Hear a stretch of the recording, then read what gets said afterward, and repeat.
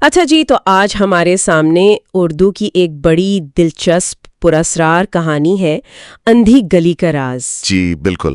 ہمارے پاس جو ذرائع ہیں وہ اس کہانی کے مختلف حصے ہیں، اور یہ کہانی زارا نامی ایک کردار کے گرد گھومتی ہے۔ ہاں، زارا جو ایک آپ کہہ لیں بدنام زمانہ سی گلی جس سے گاؤں والے ڈرتے ہیں، اس کی حقیقت جاننے نکلتی ہے۔ تو ہمارا مقصد آج اس کہانی کے اہم واقعات کو دیکھنا ہے، کرداروں کے سفر کو سمجھنا ہے، اور جو اس میں چھپے ہوئے پیغامات ہیں نا، ان پر بات کرنا ہے۔ بالکل، آئیے ذرا اس کہانی کی گہرائی میں اترتے ہیں۔ تو شروع کہاں سے ہوتا ہے؟ زارا کی وہ جو بے چینی ہے اور ایک عجیب سی کشش اندھی گلی کی طرف۔ ہاں، رات کا وقت، وہ خاموشی، کچھ پراسرار آوازیں بھی، اور لوگ تو منع کرتے ہیں، ڈراتے ہیں، لیکن وہ رکتی نہیں۔ اور پھر اسے گلی میں وہ پرانی حویلی ملتی ہے، اندھیرے میں، لیکن اندر سے ہلکی سی روشنی آ رہی ہوتی ہے۔ جی، اور وہ آواز، وہ سرگوشی، زارا مت آؤ، بالکل واضح تنبیہ، سیدھا سیدھا خطرے کا اشارہ۔ لیکن ظاہر ہے وہ اندر جاتی ہے۔ اور حویلی کے اندر کا منظر تو زیادہ عجیب ہے۔ ایک کمرہ۔ ہاں، کیا تھا اس کمرے میں؟ کچھ کتابیں تھیں، اوزار۔ جی، پرانی کتابیں، کچھ عجیب سے اوزار، اور دیواروں پر وہ نشانات جیسے ہاتھوں کے نشان ہوں۔ جیسے کوئی مدد مانگ رہا ہو یا دیواروں کو نوچ رہا ہو۔ بالکل، اور پھر وہ خط ملتا ہے جس پر لکھا ہے، ہم سب پھنس چکے ہیں۔ تو یہ واضح ہو جاتا ہے کہ یہ کوئی عام حویلی نہیں، یہ تو ایک قید خانہ ہے۔ ہاں، ایک قید، شاید نفسیاتی یا روحانی قسم کی۔ پھر ایک سایہ نما مخلوق سامنے آتی ہے۔ اچھا، وہ کیا کہتی ہے؟ وہ بتاتی ہے کہ یہ گلی اصل میں ایک سزا ہے ان لوگوں کے لیے جو حدود پار کرتے ہیں۔ حدود پار کرنا مطلب گاؤں کے اصول یا کوئی سماجی؟ شاید اپنی ذات کی حدود۔ مخلوق کہتی ہے کہ زارا بھی اب قید ہو چکی ہے۔ او خدایا! تو پھر نکلنے کا کوئی راستہ؟ مخلوق ایک راستہ بتاتی ہے، ایک خطرناک سرنگ۔ فرار کا واحد راستہ، لیکن ظاہر ہے آسان نہیں ہوگا۔ بالکل نہیں۔ جیسے ہی زارا سرنگ میں قدم رکھتی ہے، زمین لرزتی ہے اور دیواروں پر قدیم الفاظ ابھرتے ہیں، قربانی یا رہائی۔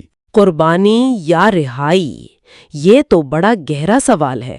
کس قسم کی قربانی؟ یہی اصل بات ہے۔ یہ جسمانی قربانی نہیں لگتی، کیونکہ آگے اسے ایک اور مخلوق ملتی ہے، ایک کتاب کے ساتھ۔ اور وہ مخلوق اسے چیلنج کرتی ہے کہ اپنی سب سے بڑی کمزوری کا سامنا کرو۔ اپنی کمزوری کا سامنا؟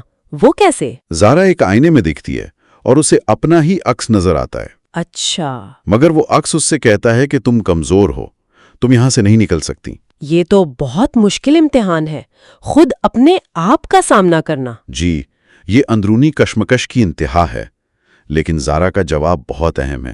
وہ کہتی ہے، میں خوف سے زیادہ مضبوط ہوں۔ واہ، کیا بات ہے! اور جیسے ہی وہ یہ کہتی ہے، آئینہ ٹوٹ جاتا ہے۔ اور کیا ہوتا ہے پھر؟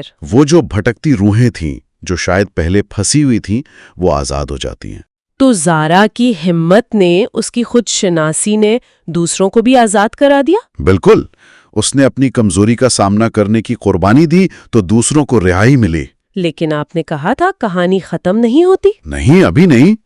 اس امتحان کے بعد زارا ایک نئے میدان میں خود کو پاتی ہے، اور وہی سایہ نما مخلوق پھر ظاہر ہوتی ہے۔ دوبارہ؟ لیکن اس بار وہ غصے میں ہے۔ وہ کہتی ہے کہ یہ سب ختم نہیں ہوا، یہ تو صرف شروعات تھی۔ تو آزمائش ابھی باقی ہے؟ ہاں، لیکن زارا کا عزم اب اور پختہ ہو چکا ہے۔ وہ کہتی ہے کہ وہ صرف آزادی نہیں چاہتی، وہ اس اندھیرے کو ہمیشہ کے لیے مٹانا چاہتی ہے۔